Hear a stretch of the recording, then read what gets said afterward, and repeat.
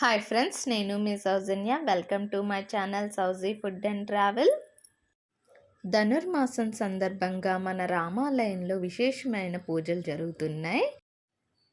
ఈరోజు తిరుప్పావై 10వ పాసురం.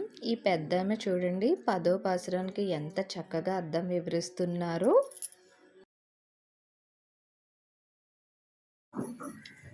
శ్రీకృష్ణ పరమాత్మ వ్రతం చేయించుకున్నామని గోపికలందరూ కూడా బయలుదేరుతారు. బయలుదేరి 10 మందిని మాత్రం వేరుగా ప్రత్యేకంగా లేపుతారు. ఈ 10 మందిని వేరుగా ప్రత్యేకంగా ఎందుకు లేపారంటే వాళ్ళ ఆళ్వార్లు 10 మంది ఆళ్వార్లు, వాళ్ళు భగవత్ కటాక్షాన్ని పొందినటువంటి దివ్య చారిత్రులు. అంచేత వాళ్ళని ఒక్కొక్కరినే ఒక్కొక్క విధంగా లేపుతారు. వాళ్ళు పోయేది లౌకికులు పోయేటటువంటి తామసిక నిద్ర కాదు, వాళ్ళది భగవదనుభవం పొందినటువంటి సాత్విక నిద్ర అనమాట. అంచేత వాళ్ళని లేపితే వాళ్ళ అనుగ్రహం మన మీద కూడా పడుతుందని చెప్పి వాళ్ళని 10 మందిని వరుసగా లేపుతూ ఉంటారు. ఇవాళ ఐదో గోపికని లేపుతూ ఉంటారు. ఈ గోపిక ఎటువంటిదంటే, ఊరి వాళ్ళందరూ కూడా కృష్ణుని కలిగడానికి పాటలు పడుతుంటది, కృష్ణుని అనుగ్రహం పొందడానికి పాటలు పడుతుంటే, కృష్ణుడు మాత్రం ఈవిడ అనుగ్రహం పొందడానికి పాటలు పడుతూ ఉంటాట. ఇద్దరి ఇంటి మధ్య, కృష్ణుడు ఇంటి పక్క ఇల్లు ఇది ఒక గోడ ఉంటుంది మధ్యలోను. ఆ గోడ దూకి ఈయన గోపి దగ్గరికి వచ్చి ఆనందిస్తూ ఉంటాడు. అది గోపి అందరికీ తెలుసు. అయినప్పటికీ కూడా మనందరం కలిసి నోము చేసుకుందాం అని అమ్మాయితో చెప్పి మాతోరా నువ్వు కూడా మనం నోము చేసుకుందాం అని చెప్తారు. చెప్తే సరే ఉంటుంది. నోర్తు చువరకం గుగిన్నమ్మన్రాయ్. వాళ్ళు అక్కడికి వచ్చారు. వచ్చేసరికి ఆవిడ హాయిగా పడుకుని ఉంటుంది. పడుకుని ఉంటే వాళ్ళకి అర్థమైపోతుంది అనమాట, వీళ్ళు నోవు చేసేసుకుని నోవు చేసుకుని ఆనందాన్ని అనుభవించింది అని చెప్పి వాళ్ళకి తెలుస్తుంది. తెలిసి అంటారు వాళ్ళు, నోర్తు చివరకం పుగ్గిన అమ్మాయి, మాకు తెలిసిపోయింది వచ్చేసరికి ఇక్కడికి మాతో వస్తున్నాం, కానీ నువ్వు ఇప్పుడే ముందరే ఆనందాన్ని అనుభవించేసావు. ఆనందాన్ని చేసి స్వర్గంలో ప్రవేశించిన దానిలా ఉన్నాయి. పుగ్గిన అంటే స్వర్గంలో ప్రవేశించిన దానిలా ఉన్నావు. అంచేత నీ ఆనందం చూసి మాకు కూడా ఆనందం కలుగుతుంది. నీ ఆనందాన్ని పంచిపెట్టు మాకు కూడాను అని పంచిపెట్టి మాత్రమం తారారో ఆశించి తలుపు తీయకపోతే పోయి మాటైనా మాట్లాడలేవా? మేమందరూ నీ కోసం వచ్చావు కదా, అయ్యో నీ స్నేహితులను జరిగిస్తాం, నువ్వు మాట కూడా మాట్లాడలేవా? మాట్లాడినంతగా ఆనందపడిపోతున్నావా నువ్వు అంటే ఆవిడ చూసి మీరందరూ నా కోసం వచ్చారు, నాకు ఎంతో సంతోషం వచ్చింది. సంతోషం వచ్చింది కానీ నీకు అనుమానం ఏంటంటే కృష్ణుడు మా దగ్గర ఉన్నారేమో నీకు అనుమానం. అంటే కృష్ణుడు నా దగ్గర ఏం లేడు అంటే వీళ్ళు అంటారు, నువ్వు అలా చెప్పుకు, మా కృష్ణుడు ఉన్నారో మాకు తెలుసు. నార్తత్రియాయముడి నారాయణన్. నార్తత్రియాయం అంటే కిరీటంలో తులసి ఉన్నటువంటి నారాయణుడు నీ దగ్గర ఉన్నాడని మాకు తెలుసు. తులసి పరవడం దాచినా కూడా తాగదది, అది అంతా వేస్తుంది. అట్లా నారాయణుడు అంటే అందరిలోనూ ఉండేవాడు. అని చేత మేము ఇక్కడ లేడని నువ్వే అనక్కర్లేదు, మాకు తెలుసు ఉన్నాడో లేదో, ఇక్కడే ఉన్నాడు. నమ్మాలు పోర్తపరేజం. మేము ఎందుకు వచ్చామంటే ఆయనకి మంగళం పాడి పరా అనేటటువంటి పరని పుచ్చుకోవడానికి వచ్చాము ఆయన దగ్గరికి. పర అంటే వాళ్ళ దగ్గర మోక్షం, పరని పుచ్చుకోవడానికి వచ్చాము. అని చేత మేము జన్మ చేత హీనం అవ్వచ్చు కానీ నడవడికి చేత మాత్రం హీనం కాదు. కృష్ణమ్మందే సనాతనం అంటారు. అని చేత మేము ఆయనకి మంగళం పాడటమే మా ధ్యేయం. ఆయన దగ్గర వస్తున్నది ఉండనాల్ కోస్తత్యన్ వాయి కుంభకర్ణం. అదేమిటి నువ్వు ఇంకా కదలటలేదు ఆవిడ. ఏంటి కుంభకర్ణుడు ఏమన్నా తన నిద్రని నీకు ఇచ్చేసాడా? కుంభకర్ణుడు పుణ్యమూర్తులైన వాళ్ళు కొన్ని మంచి పనులు చేస్తారు, భగవంతుడు కూడా కొన్ని మంచి పనులు చేస్తాడు. కానీ అది కొంతమందికి మంచి అవుతుంది, కొంతమందికి మృత్యు కింద వస్తుంది.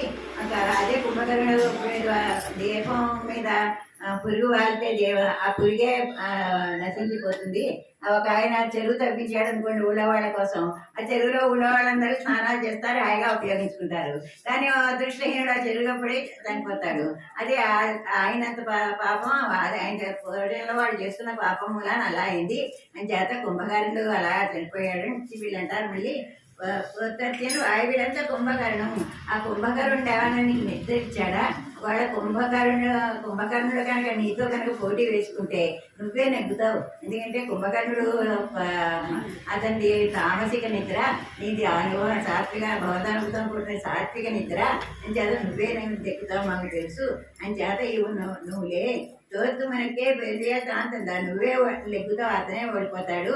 ఆర్త అనుయాయి అరుంగమే, ఓ దుర్లమ్మగా భూషణమా, ఓ నాయకరత్నమా, నువ్వు మా అందరికీ కూడా నాయకురాలు అయ్యి మమ్మల్ని కృష్ణుడి దగ్గరికి తీసుకెళ్ళాలి. ఆయన అనుగ్రహం మా మీద కూడా కలిగించాలి. తీర్థమాయి బంధు తిరువేలో రంబాబాయి, నువ్వు తేరుకుని తలుపు తీసి మమ్మల్ని అందరినీ కూడా ఆ కృష్ణుడి దగ్గర తీసుకెళ్ళి ఆయన అనుగ్రహాన్ని మనకు కలిగించు అని చెప్తారు. ఇందులో కూడా ఒక ఆళ్వారిని సృష్టించారు. ఆయన భక్తిసారులు అనేటటువంటి ఆళ్వారు అనమాట. ఆయన ఎప్పుడు భగవద్ అనుభవంగానే ముగిపోయి ఉంటారు. ఒకసారి పార్వతీ పరమేశ్వర్లు ఆయన పరీక్షిద్దామని వచ్చి మీకు ఏం కావాలని అడిగితే మాకు నేను కొట్టే బొంత సూదిలో దారా ఎక్కించమంటారు. ఆయన తేలిక తీసుకుంటారు. ఆయన భగవద్ అనుభవం కావాలంటే ఇంకేం అక్కర్లేదన్నమాట. అలాగే ఒక చిత్తుడు ఒక రచగడికి తెచ్చి బంగారం చేయమని చేస్తానంటారు. ఈయన తన శరీరాన్ని నలిపి ఆ మట్టిచ్చి దీంతో బంగారం చేయిస్తాడట. ఆయన అంత గొప్పవాడు. ఆయన ఒకసారి ఒక ముద్దలి ఆమె ఈయనకి ఎంతో సేవ చేసిందిట. చేస్తే ఆయనకి యవ్వనం ప్రసాదించారట. ఆయన అంత చిత్తుడు లేదు. యవ్వనం ప్రసాదిస్తే అక్కడ రాజు నాకు కూడా యవ్వనం ప్రసాదించమంటే ఈయన నేను వెళ్ళంటాట. ఆ కనికన్నారని శిష్యుడు ఉంటాడట. ఆయన రాలేదా నీ కవిత్వం నా మీద కవిత్వం చెప్పమంటాట. నేను మీ మీద కవిత్వం చెప్పలేదు రాజుగారికి కాపాల్సి కాచి పని నేను పెట్టుకోమంటాడు. వెళ్ళిపోమంటే వెళ్ళిపోతుంటే పెరుమాడు కూడా వాళ్ళ వెనకాలే వెళ్ళిపోతాడట. అప్పుడు రాజు భయం వేసి బాబా ఇక్కడే ఉండడం మీరని చెప్తాడట. ఆయన ఏదోక్త కార్యం అంటారట. అలాగే కుంభకర్ణంలో శారంగపాణి ఆ పెరుమాళ్ళు కూడా ఈయన ప్రదక్షిణ చేస్తుంటే ఒకసారి చూడాలని చెప్పి తల పైకి ఎత్తారట. ఇప్పుడు కూడా కుంభకోణం వెళ్ళినప్పుడు శారంగపాణి తల ఇలా పైకి ఎత్తే ఉంటుంది. అంటే భక్తిసార్లు ఆళ్వార్లు అంటే అంత గొప్పవాళ్ళు అనమాట. వాళ్ళు దేన్ని కూడా వాళ్ళు కోరుకోరు, అంతా భగవంతుడే వాళ్ళకి. అలాగే ఈయన నమ్మాళ్ళవారు కూడా గొప్ప. ఆయన కూడా తిరువాయిముడి అని ద్రవిడ ప్రబంధంలో మొట్టమొదటి గ్రంథాన్ని ఆయనే రాశారు.